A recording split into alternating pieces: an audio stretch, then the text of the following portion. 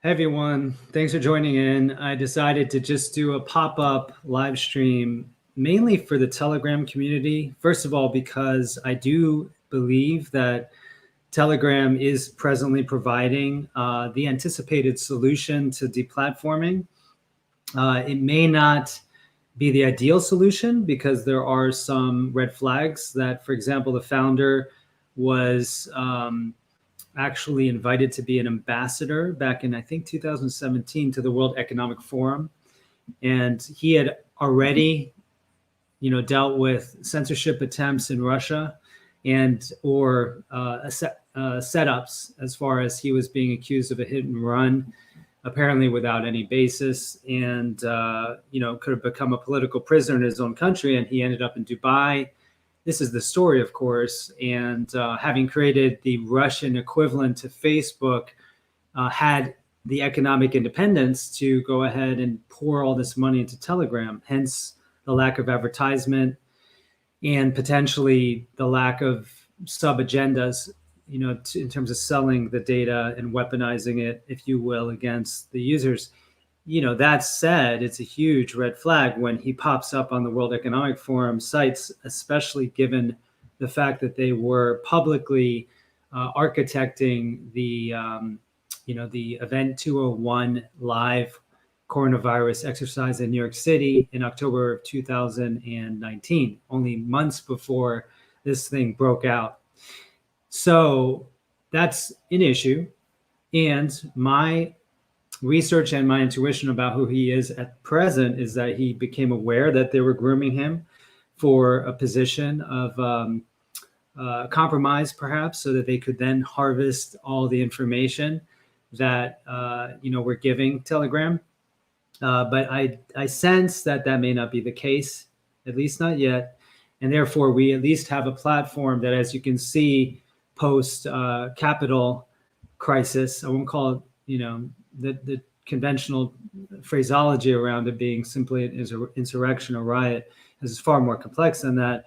But let's just say that post that event, we saw overnight just one of the most amazing, censorship waves that's ever happened, with Trump's main account on Twitter getting shut down. And then, of course, he uses the White House account right after that to attempt to get out information that also gets squashed.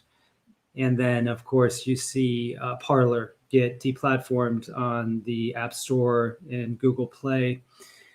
And now talk of other ones like Gab and Telegram being taken out. So that's validating, just like it's validating, if you will, that Trump did not get selected for re-election, if you will, reselection, because that means that maybe he isn't playing along.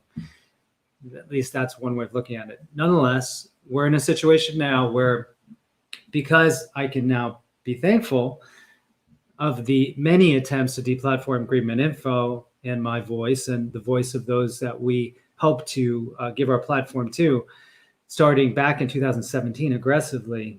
And then it was at 2018, which was the great digital book burning event, when Google literally scrubbed all of their search results clean of natural health sites like Mercola, lost 99.9% of his organic traffic. That was quite a wake-up call. But as we can see, the power of big tech to basically shut down any voice at this point is immense, including an active sitting president. Therefore, Telegram served the anticipated function as a off-ramp life raft, if you will, to the next location, which is what I want to talk a little bit about. Part of it is a sort of exercise in exploring with you what you might think is a good idea moving forward, because I would like it to be a more collaborative process. I do see Telegram as a community, many early adopters here. I think we have 35,000 subscribers to the channel. I did enable the chat function, and while there's no humanly way a person like myself could monitor the 1,000 chat comments every day or more, it's nice to know that there is interactivity, even though there is going to be trolling and there's going to be problems that emerge with that, because it's not an intentional community. There's no barrier to entry. You just pretty much comment and you're in this chat group. So it's an experiment. I deleted it the first time because of just overt trolling and, lowest common denominator type of behavior. That said, in this day and age, isn't it better to leave open platforms, even if you may disagree with the content or the way it's expressed? Because that is the last bastion of free speech, is the fact that we still have platforms like this.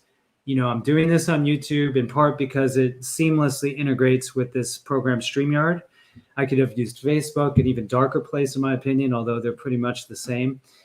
But I'm partially also seeing, okay, when are they going to actually censor our voice there?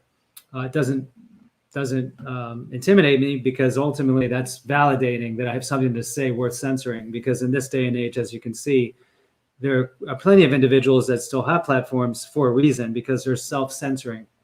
So then are they really victims of what's going on? Not really, because they are colluding. And it's interesting, in this window, the term complicity theorist has popped up, and it's such a powerful term because so many people are confused. For example, they are literally fused with agendas that they were not aware that they were co-creating.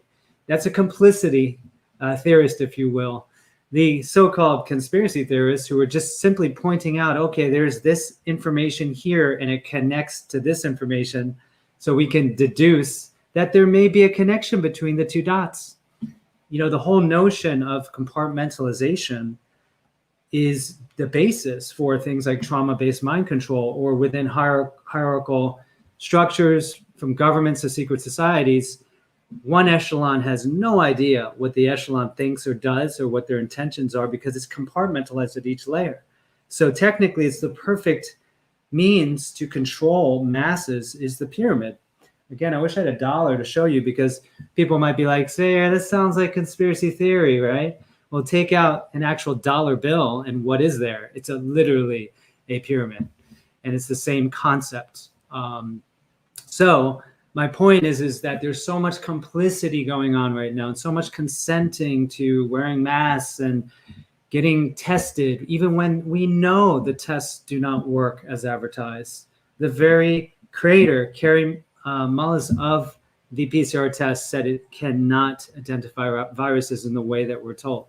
So can we just start there? Like, okay, so when we talk about the pandemic or the psyop of COVID, it's all right there. You can just look at one of the data points. Or how about a totally unprecedented vaccine platform, which is messenger RNA, which is literally transhumanistic and intends to change the human body, cells within it, the structure and function, because we're saying the human body by default obviously can't defend itself. So we're going to create a new species, which is what's actually happening right now. That sounds like conspiracy theory, does it? Well, how about all the millions of people that are complicit in having this thing injected into them?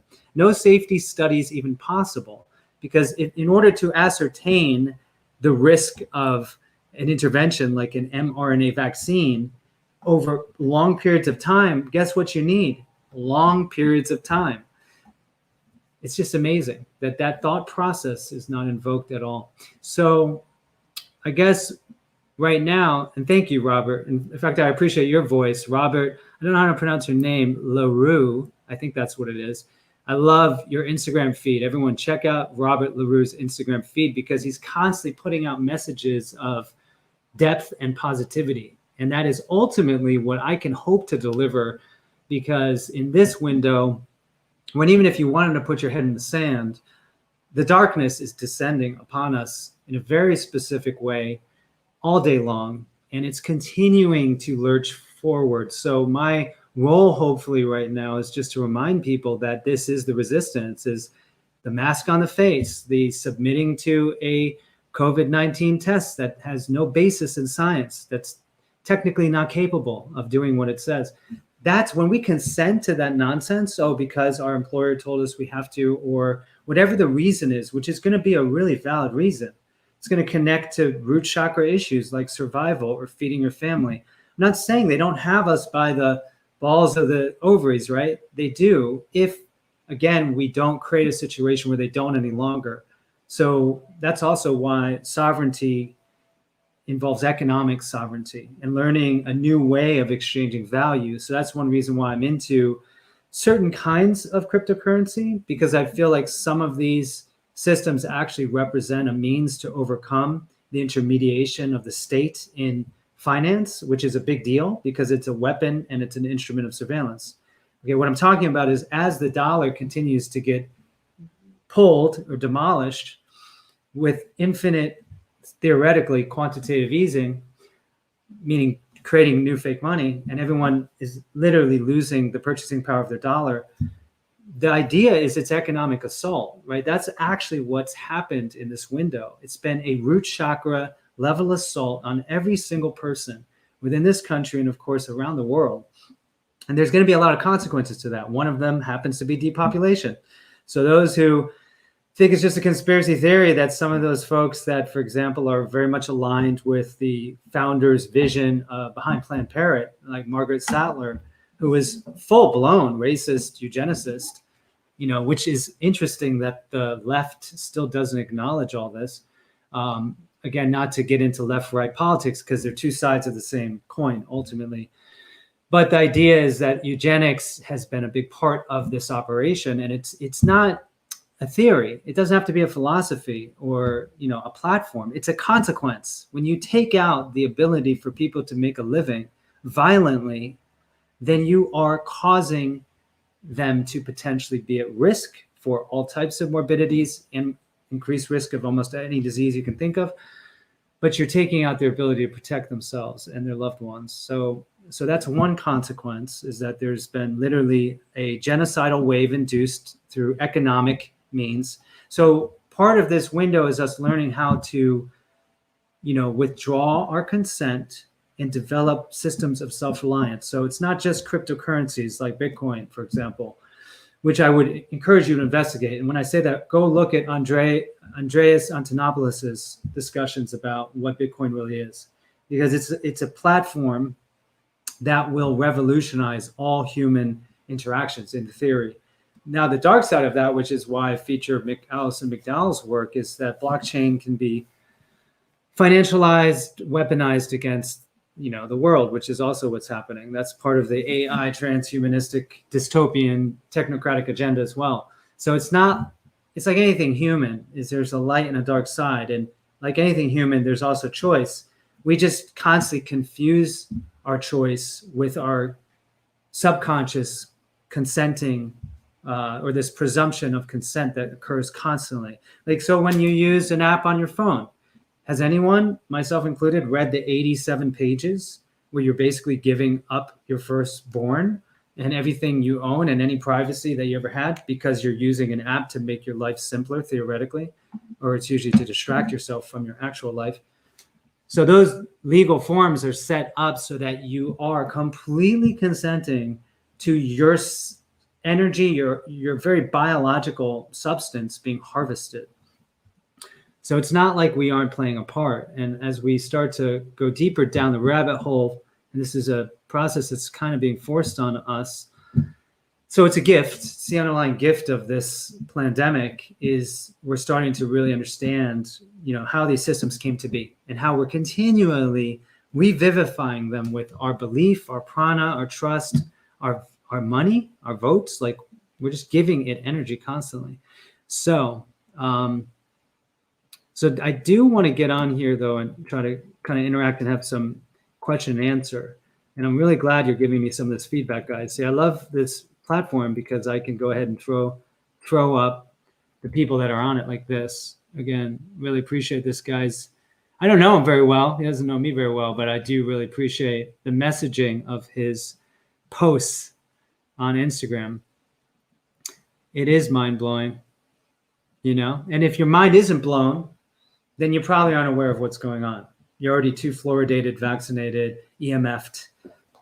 That's unfortunately true. And the other side of being mind-blowing, that's a really euphemistic way of talking about it, is being gaslit by every single person out there that's wearing a mask. I mean, I'm in Miami, and when I see someone, especially children, wearing masks, it's just amazing. But I know that in experiencing myself being gaslit I'm actually part of the resistance, because the moment I'm inured to it, it's just the default, it's normal, and it's okay. I'm co-creating it. I cannot live in a world where that's normal. I refuse. I will not. Um, let's see. And thank you for the feedback about Allison. I'm having a discussion with her again because there's so much more that has come up. In fact, she wrote an open letter to Zach Bush recently because of his involvement with Investment Community Visibility, ICV. He had an interview with Bobby Kennedy on his podcast, and within the interview, he proposed that this organization could help to support regenerative farming and increasing human resiliency. And while high-minded, while completely legitimate, the problem is that ICV is partnered with the Gates Foundation, at least indirectly, because they both support this Gavi UN, World Health Organization funded project called Every Breath Counts, ostensibly to reduce childhood pneumonia, but it's all about vaccines. So the fact that ICV is partnered with all those characters, UN, Gavi, UNICEF, Gates Foundation, Pfizer, and is a problem. It's a conflict of interest at the least. And so she wrote an open letter to him, and it just ended up bringing up a lot of conversation. And one of the things that came up this week was that, as reported in the mainstream media, the Gates Foundation has been, I'm sorry, not the Gates Foundation, Bill Gates himself is the largest private owner of agricultural land in the United States. Given that he's heavily invested in one of the most, if you will, genocidal technologies known to man, which is genetically modified and agrochemical-based agriculture, where you destroy the entire biodiversity, basically, of the arable surface of the planet, right? You just destroy every living competition to this one genetically barcoded plant that happens to be resistant to an extremely toxic set of chemicals, including glyphosate and other really deadly Agent Orange related chemicals. And you just destroyed the ability of the planet to respond to changes in the climate. This thing that, again, is supposed to be the goal of the UN and the left, right? Save the planet, reduce climate change. The reality is that there will be climate change, just like we will continue to see adversity. Whether the pandemic were to halt tomorrow, there has always been revolution. There's always been challenges. In fact, I was reading the work of Martin Armstrong last night. He's a very interesting economist that's calling this scam COVID-19 84 for what it is. And he talks about, I think it's from 1750 to 1820, there were 230 wars and attempts at revolution in Europe. Just to give you a sense of how instability has been the default along the axis of world history, much of which has been completely architected, as you probably know. Even Wall Street funded the rise of the Third Reich. Many books written about this. It was, what was it? Ford himself was going ahead, Gutenberg style, printing up Protocols of Zion pamphlets and then forcing his, vendors to put that in his office, in their offices. So anyway, it's just fascinating. So you go into the rabbit hole of unrest. And so the point is that can you truly support, a project with the dollars, or the social capital of an organization like Gavi or the UN or the World Health Organization or Bill Gates, while claiming to support regenerative agriculture? I mean, maybe you could do it. I just think that's a legitimate question. And it just brought up all of these real concerns I have about what's going to happen to the food supply, which I think is a really big deal. And then we're in a solar minimum cycle. If you go to the channel Adapt 2030, you'll find there's a whole perspective on what's happening. Why did Spain have the coldest year on record since, I guess, these recordings were done through lithographs in the mid 1700s? Is it the pausing of the Gulf Stream due to desalination, which still supports the anthropogenic climate change concept or global warming concept? Or is it that we're going through the periodic shift of of colder temperatures, and that there will be food collapses as a result, crop losses which are happening, and that the media, of course, doesn't want to talk about that, but that rationing is starting. They're starting to stockpile.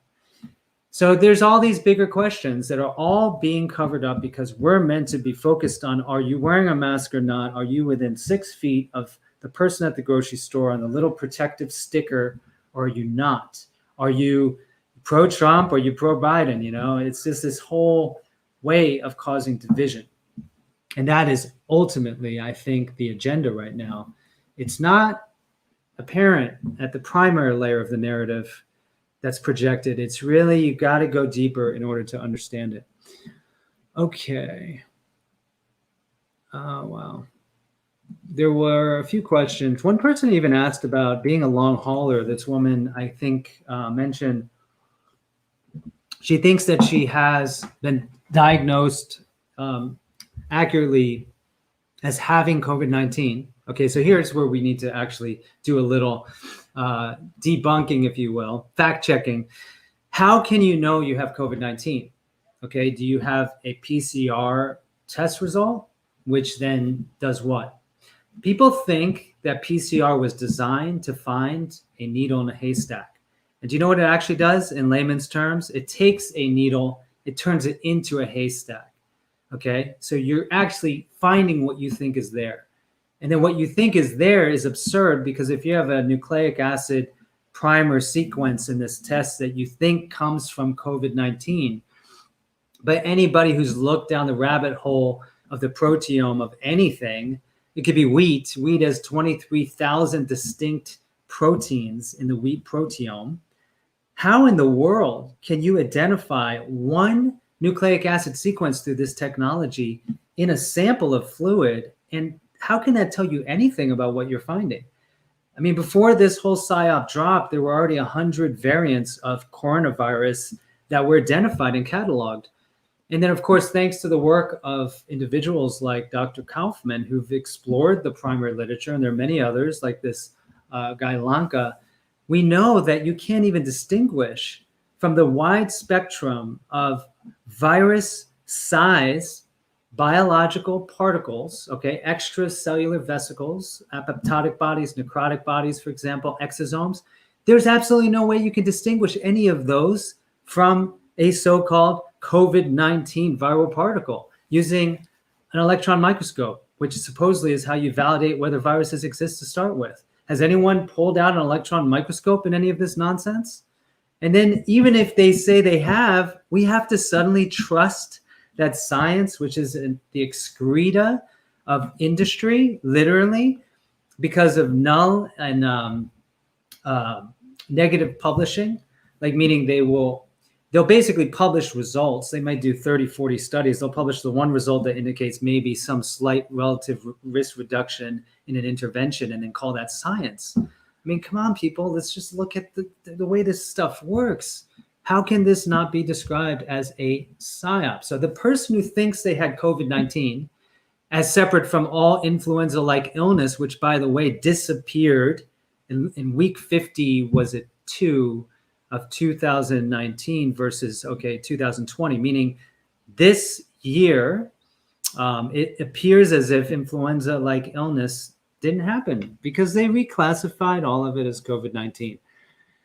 You don't even need a fake test in order to do that, right? They just reclassify it, sleight of hand. That's how it works. I mean, that's why the comparison with what's happening now to sorcery is a really accurate one, really accurate. And the fact that the word pharmacia literally means sorcery is an interesting fact as well. Again, in this window, people like myself have had to actually take seriously books like Revelation. And I've never been into that genre of literature. I was more inclined to read the Bhagavad Gita than, the Old Testament.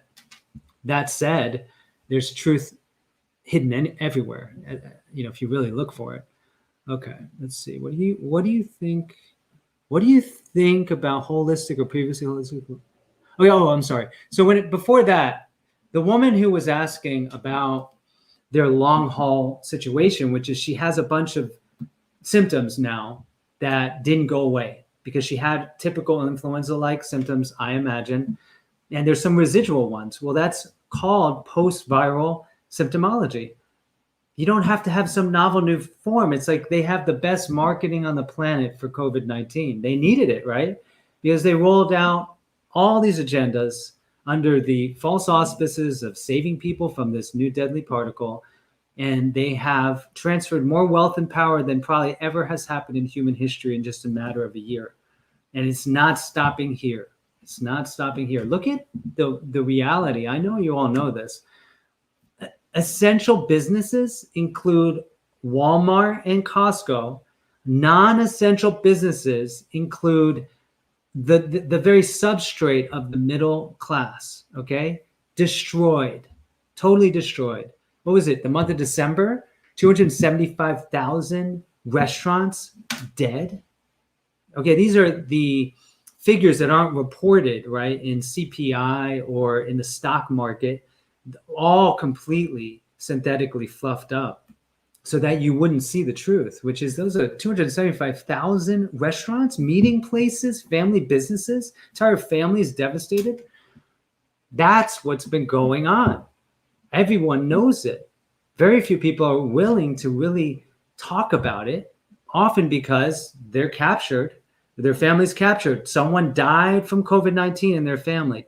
Good luck having a conversation with that person who is so traumatized by the experience of death of a loved one that now that's been captured by the system.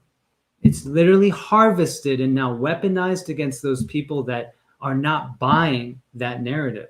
They're not willing to give up everything, including their own children, to this narrative that suddenly, despite all the evidence that, for example, they don't even require you test for anything to write someone dead from COVID-19. That happened this year by the World Health Organization, and all member nations suddenly decided, guess what? No need to test anything, no clinical, virological, empirical confirmation required to write someone dead from COVID-19. So none of the numbers out there are anything but an absolute lie from the perspective of evidence-based medicine, the thing that they supposedly erected their entire psychological operation upon, right? That they're actually using evidence, science, to support this narrative. If that were the case, they would have required proof, even a completely scandalous fake PCR test would have been required, but it's not. It's the World Health Organization. They decided it was April 20th of 2020 that you didn't have to prove anything. Those are the kinds of conversations we have to have. You have to have them about PCR, because the moment we validate the narrative, like this well-meaning, participant about believing herself to be a long hauler, COVID survivor, now she has all these debilitating symptoms that they say are specific to COVID-19, having nothing to do with your history of health, lifestyle practices, anything, your individual, heritage and resilience, none of that. It's just all disappears magically because it is a form of sorcery if you allow yourself to be captured by it. Okay, let me see. Yeah.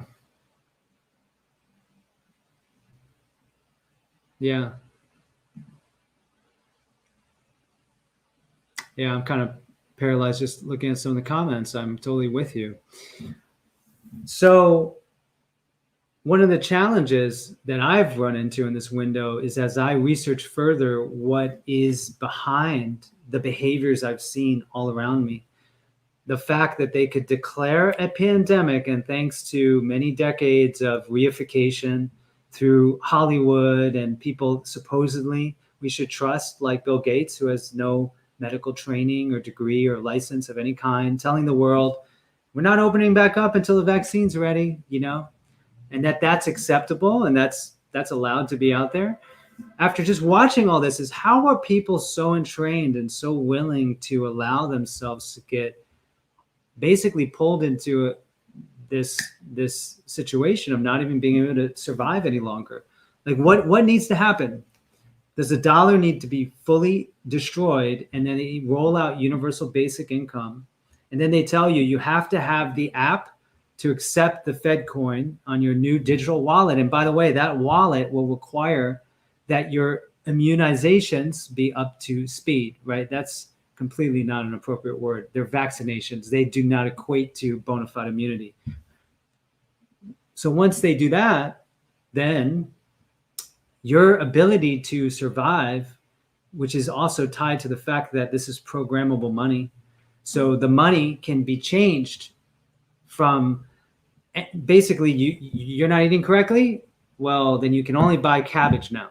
Or you didn't get your second vaccine, or your child was homeschooling, but it's truancy now, then suddenly that money gets withdrawn or changed for only specific types of things. That's what the social credit system, or it's already been architected for us in China. You can watch the documentaries, is all about, is so that they can control us down to an infinitesimal level because we've given up all of our sovereignty and we're 100% dependent on them for everything. So that is what we're facing. And to the degree that we can find ways to hedge against that, okay, if that is wealth creation through investing in, alternative, forms of value creation. It could be a local organic or biodynamic farm project. It could be Ethereum. I mean, I don't know what it's going to look like for you, but that is how we are going to survive this transition, because they've made it very clear what their agenda is, right? No work, no travel, no school, no being around each other, no events, unless you follow this very scary path towards, again, getting your Bill Gates style upgrade to your operating system. Like, this is literally the recapitulation of his entire model when it came to the highly defective, right, manufactured to be effective operating systems that took over the entire world, had an NSA backdoor the whole time, which was discovered. And then, of course, you need to get your regular updates. Otherwise, the viruses out there could come and take everything and destroy everything in your computer. This is the same process. But now you're the operating system. You're defective. In fact, not just defective, because you have a microbiome and a virome, you are deadly and could be patient zero to the entire world being threatened by your body. So you better comply, because you're not only an enemy of the state if you don't, but the entire world. This is how weaponized this PSYOP has become. And so what do you need? You need your regular updates, because variant 19.2 is being launched. In fact, the CDC just announced yesterday, oh, guess what, America? You should get ready to be afraid in March of the new variant. They literally are telling us when we should know that we should be terrified. That's the level of propaganda they're putting out there right now. And as you saw in Songbird, the trailer, there's going to be a variant 20, 21, 22, 23, till you are hundreds of weeks down the line, wondering how you ended up in that gulag, basically. And I'm not even being sensationalistic with that. If it weren't for the CDC publishing their green zones document that talks about creating detention centers for high-risk COVID populations, or why in Ontario they've been having this really big discussion around why they have approved all of these detention centers, or how Germany yesterday announced that COVID regulation resistors will be put in detention centers. I mean, yes, there's a legal process involved to do that, but they're signaling to the world that this is what they plan to do. They're not even hiding it. I mean, it's just right there in broad daylight. So obviously, this is the time for us to stand up and make sure that we resist as peacefully as possible, which I think is totally possible now. There's no need to, no one's coming to our homes yet. But guess what? When the District of Columbia passes legislation last month that says, was it last month or the month before? Your children aren't yours. Sorry, they're not yours. At 11, they get to decide what happens to their body. They can get themselves injected with these vaccines, all of which, of course, have in the PDF inserts a side effect called death. Your child can decide now, and this is the District of Columbia, right? This is one of 3 places in the world that is transnationally protected. It's a state within a state, the Vatican City, City of London, District of Columbia. They are separate countries, if you will. They're all connected. And they're now passing legislation saying that you no longer have basic parental rights. They're not your children. They are our children. And if they say, based on what? I guess they're going to like try to educate our children about how their parents are wrong and that vaccines are safe and effective, a priori. And that's one reason why Stand for Health Freedom exists. And if there's a single person that follows me that is yet not on the newsletter, I'm personally disappointed in you. I'm literally shaming you for this because I don't really know of other solutions at this point. But there are solutions. You can use the actions on our site. You can connect directly with your elected officials and you can send very clear messages. And by the way, we're very close to going international. I'm super excited about this. I haven't even mentioned it yet. But we are so close. You will hear about it very soon because there are countries worse off than ours that need our help as well. And this is why I hope to God you help me spread this out far and wide because I don't really have much else that I could, pin my hope to at this point other than us standing up in the truth and asserting our rights as humans. We possess ourselves is basically the statement I want to make. We may be defined legally from the moment we're born as chattel. I think that's true. We are literally slaves. Okay. That doesn't mean that we can't retake our own definition and assert that we are sovereign. I do believe that that is what is being called to us right now, to own ourselves. As my wife has written about, have mind of your own, own yourself. That's a great book to get, actually, if you need help in learning how to do this. Okay.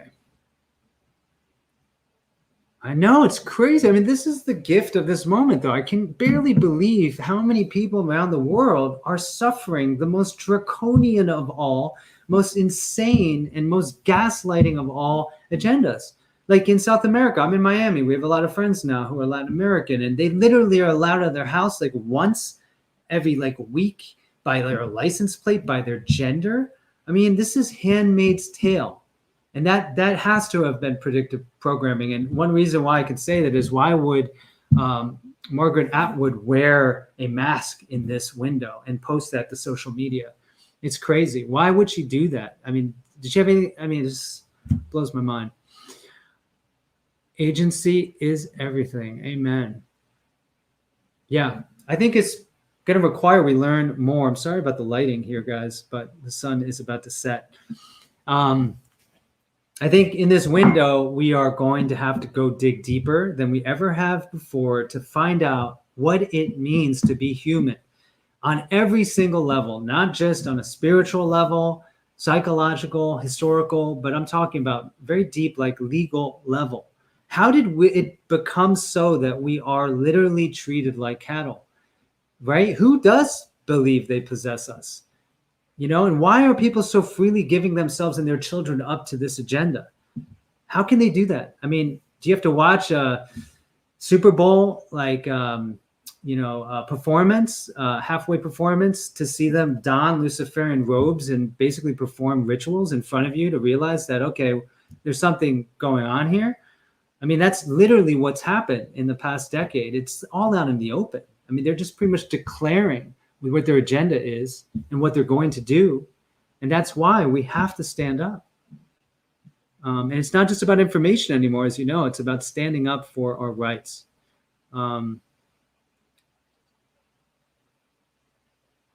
Yeah. Okay. Well, it's good to have conversation. I don't claim to know everything. That's for sure. Okay. Let me see. I had a couple questions on the Telegram chat. I wanted to make sure I answer. Okay. I love this one. What the heck is going on in the world and when will things become more clear? Amen. I think we're all asking that question, hopefully, and hopefully it will become clearer. Okay. All right, here we go. Okay. Well, this was a good question. How safe is it to express our views on social platforms or to sign petitions? We know anything can be tracked and surveyed. Could our views be used against us at a later date to determine who complies and who doesn't? This is exactly what's come up. I mean, the possibility that all Trump followers or voters have now been classified as domestic terrorists. That came up. And, it's interesting because for someone like my colleague, Joe Mercola, who has been classified as a threat globally, as a super spreader of dangerous information, which the World Health Organization claims is one of the top 10 causes of disease on this planet, or death on this planet, to be projected upon in that fashion simply for advocating that people have access to information that isn't being promoted in the mainstream. When I say information, I'm referring primarily to published peer-reviewed literature, which has profound limitations. Like, I'm the first to say, listen, peer review is like what de Tocqueville said about the tyranny of the majority. The last common denominator of insight is one determining what is being validated as being true. Or peer pressure. What about the reality of the mob? That's what I'm saying. So we're in a point where anyone could now be, identified as a serious threat. This is what's so interesting. And if you think about it, there's a long history behind this. Think about the UN's agenda to classify humans as basically the cause of all that's wrong with the world. Through overpopulation, through carbon, right? Through carbon. Well, let's not focus on the, thousands of toxicants produced by certain types of energy creation, but the fact that we emit carbon, I don't emit hydrocarbons because I'm not a piece of, coal, but carbon. So let's just look at that. What is the point? Is it so that we start thinking of ourselves as fundamentally evil and maybe start to employ our own contraceptive approach to reproduction? Meaning you should feel guilty, right? Look at what they architected in communist China. That was the one child, that was architected by the Western mind, So ultimately, I think that's a large part of what's going on right now, is that we are facing okay. Let me just go back to the question. Okay. So the question, yes. So the point I was trying to make is that, first of all, I feel good about the fact that I'm not alone. So I guess that's part of what's going on. Meaning, like, you could go on Facebook right now and say, listen, I'm going to meet someone in a park without a mask on. And there are certain countries where now they're arresting people for posting that. But you could walk into a hospital and do a iPhone recording of how there's not a single patient there, and you can get arrested for that. So now everyone is seeing the stakes, which is that in times of universal deceit, telling the truth is a revolutionary act, and it's one that can get you seriously injured. So in theory, okay, because I'm trying to say that there's something that protects you if you choose valiantly and you don't allow fear to enter the calculus of your decisions. Not just brutishly, but because you know that you are in the right, like not in a kind of like, zealot way, but just knowing that, okay, if a woman screams at my child for not wearing a mask, I'm going to get in her face. It's going to be very non-violently, but there's just no way anyone is going to do violence to my child if I can do anything about it. And that means I myself have to maintain calm. So when it comes to your question, I thought about it myself, which is that this day and age, you sign a petition and you are giving up your information, sometimes your location, and yes, it could be used against you. But if we allow that knowledge to prevent us from doing the right thing, guess what will happen? This agenda will continue to crystallize out. We are in the situation we are is because no one resisted when they declared the first lockdown. No one resisted when they said, oh no, you have to wear masks in public. No one resisted when they said, no, you can't assemble in a church. I'm not saying no one did. There are a few people. Look at that guy, Ian Smith in Belmar, New Jersey, who just got slapped with over $1 million in fines because he said he wouldn't close his gym. And they seized his $160,000 in his bank account that were donations to keep him alive. That's another reason, by the way, why cryptocurrency is so powerful, because there are ways to prevent what are unethical and maybe illegal seizures of your value. So that's another reason why the system can't fall back to absolute control in the way it used to, because there are systems developed to decentralize these things. So my suggestion to you, Melody, is that go with your intuition. Just don't allow fear to enter in. And if need be, find a way to responsibly cloak your IP address or your location if you want to take that extra step. But keep in mind, if you're using Facebook, WhatsApp, we're on YouTube right now, then you're giving all your information up ultimately. I don't really know how you can protect yourself against that. So keep in mind that there are solutions. I'm actually investigating several that look at decentralized approaches to helping us carry on these conversations and protecting our information and continuing to connect as a community. Because if you know I exist out there and I am holding this space and I know you're doing the same, that is what it's going to take. Because we're not going to get representation through the media. We're not going to get it through our elected officials. We're not going to see this in that realm, but we are going to feel it spiritually. We are going to feel it, in the alternative communities we create. So again, Telegram exists now for that purpose. I've spent over a decade doing my work, gathering up followers, over 1 million. And now we have 30,000 that are still with me there. And then there's about 350,000 on the newsletter list. And that's great. But, it's only a little bit really in terms of where we need to go, I think, if we're going to have a real chance of working against a narrative that's weaponized. Because ultimately, what has made all this work is the narrative. I believe that. They architected these this centralization of information and media, and it's ultimately what is allowing them to continue unchecked. So that's why alternative media is so important. Okay.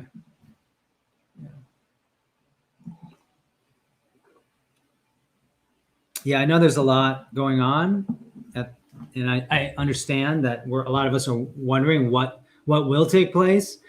But I think that, if anything, much of what has been revealed about Trump not being there to save us, and the whole military and the white hats, I don't believe that that's really going to come to pass. I'd be pleasantly surprised, but I think it speaks again to the fact that whether Trump was in office, which you saw him being probably even more pro Operation Warp Speed than anyone, I don't think he was here to save us.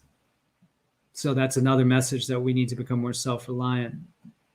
Okay, let me make sure I didn't miss any other questions. Okay. Someone asked me about Florida. I've had a lot of questions about Florida. Like, should I move there? How is it? And I will tell you that DeSantis is holding space, if you will, for health freedom. So that is why I feel really good about being in Florida. Obviously, Miami might as well be someplace in California in terms of this weaponized, psyop. I mean, it's amazing, the just intensity behind the mask wearing and the messaging. But this is a global agenda, so it's not just Florida. It's going to cover, all states. And I do believe Florida is a good place to be for health freedom. I will do whatever I can to continue to support those who are stepping up. And I think that together we have a really good chance of maintaining our relative freedoms here. I mean, look at us versus countries that are in total lockdown. Economy's gone. Like, there's really no solution there beyond universal basic income. And again, everything comes with that. The technocratic gulag, basically. And that is why I think that we all need to, again, stand up, stand for health freedom. I want millions of people to join. That's a voting block as well. If a legitimate candidate or third party emerges, we will be behind that. If it's legit, there's no way we'll compromise. Okay. But that is why when you take an action, when you join the list, you are creating this new future. And when you're helping others feel empowered, because we can all sit there on our phones all day and just watch in awe at this train wreck, okay, coming right towards us, or we could step up and do something about it together. And I know that there are tons of people out there that still haven't heard of Stand for Health Freedom and all of the positive actions that they can take. So I really hope that it's a network effect.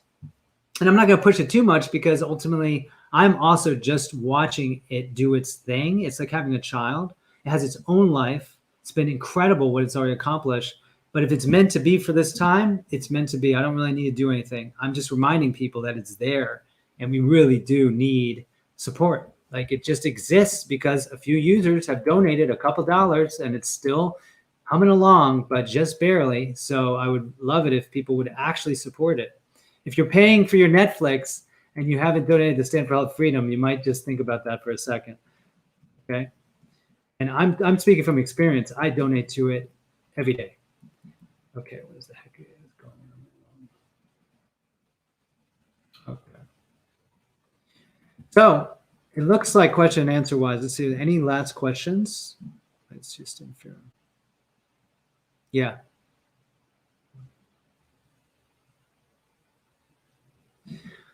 Oh yeah, what a great question.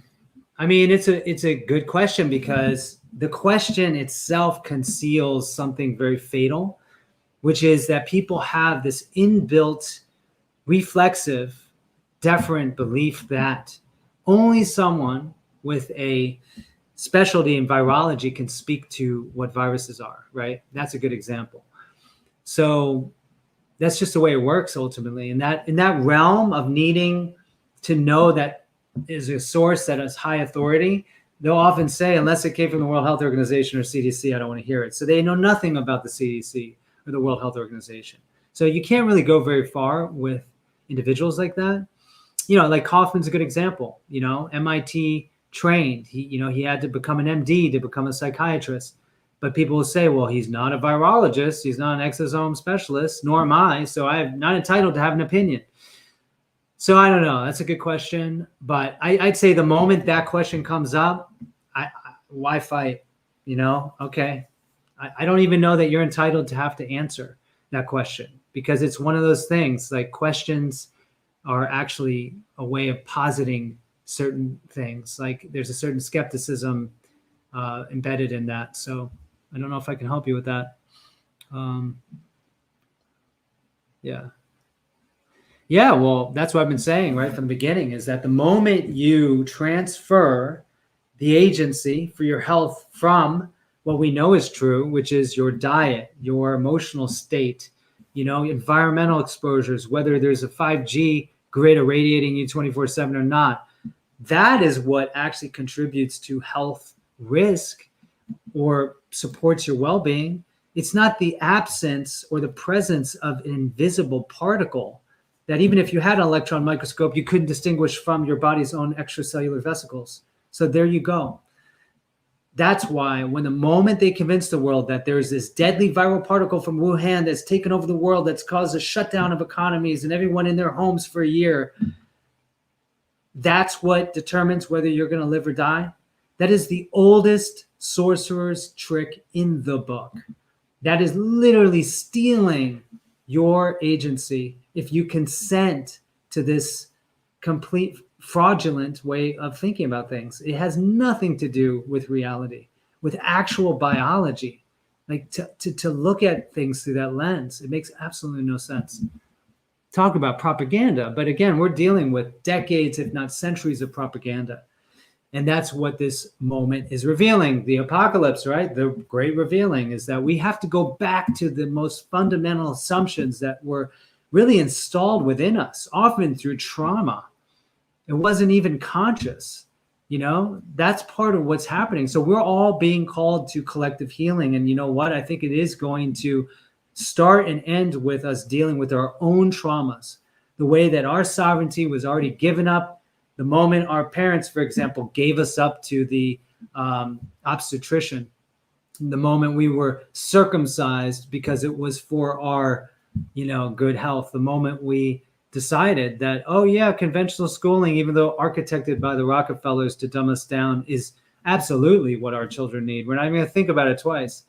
I mean, all of these things that we've consented to have led to this moment when they simply say, oh, guys, there's this deadly pandemic. We're going to take over the world, by the way, and take your children and your livelihood and everything, and eventually maybe even force you in the hospital, put you on a ventilator when you don't need it and you die. Yeah, it's going to happen. because you believe in this thing called viral germ theory. It just, again, they already won before they even tried because of the brainwashing. It's that crazy. Yeah. So, ultimately my message for today, if there is one, is that I think that in this time of division, you can look at it from any perspective: race, class, gender, socioeconomic status, political, identity. It's just about dividing and conquering. So to the degree that we are captured by this agenda of constantly have the us, them energy, then that is how they win. So it's more important to me that I maintain equanimity, and I'm a father, so that's something that is my most fundamental responsibility, as I know many parents out there are. To the degree that I lose my equanimity and participate in, I'm right, they're wrong, or, I'm on the right side, I'm actually contributing to this mess. So I do think that's a simple message. And I do think that there is a growing number of people. I mean, Kelly and I have an entire community called Vital Life Project, and it's a small one, but intentionally, where the people that come in, they know that this is their fundamental responsibility, and that they also believe in bodily sovereignty as their number one principle. We believed this before this whole global pandemic occurred. We didn't anticipate we were going to be in the center of it, nor be identified as international, security threats, because we happen to have a different medical opinion or knowledge base, but that's what's happening. So why don't we just go ahead and put up a walled garden so that those who believe in the same things or have similar values can at least be among their new tribe, because that's what this experience has brought up for so many of us. So being deplatformed is a gift, being, attacked through the mainstream media, it's a gift, because it's just basically separating out those individuals that weren't fully aware of where they stood anyway. Like, we know better now than ever where we stand, and I think a lot of you feel the same.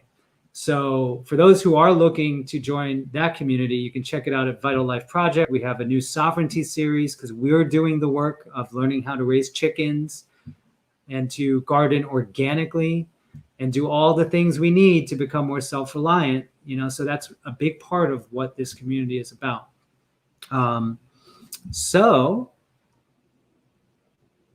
Yeah, but anyway, I do appreciate everyone who came today, and the fact that we have this Telegram community. Yes, I dump a lot of stuff on there, but I also try to show up at least every few weeks so you can see, like, okay, this is how he ties it together. He's not freaking out, even though the content itself is a little bit on the edge, because we have to create that continuity internally and then share it with the world in face of great adversity, in face of intense, unprecedented levels of stress.